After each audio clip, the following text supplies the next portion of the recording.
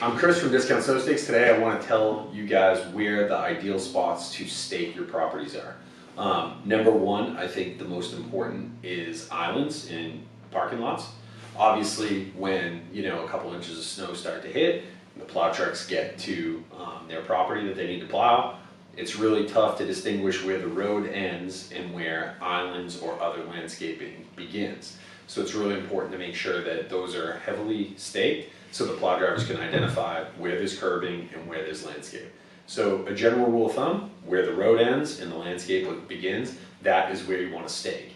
It's up to each foreman to really communicate with their plow drivers how far off of the property line the property is staked. For instance, if it's a foot off or right against the edge, that can make a big difference between property damage and not. Also, walkways, patios, stuff like that on bigger landscape, bigger commercial landscaping, where there'll be a lot of shoveling or bobcat plowing, etc. So the islands are really critical, and then also roadways too.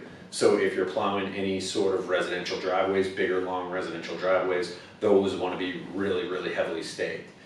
On straightaways, 10 feet usually does the trick, a stake every 10 feet. But on curvatures and windy roads, you really want to overstake to make sure that you compensate for the lack of distinguishability between the road and the landscape. So those are some places that you want to stake that are really critical to good safety, safe plowing, and to limit property damage.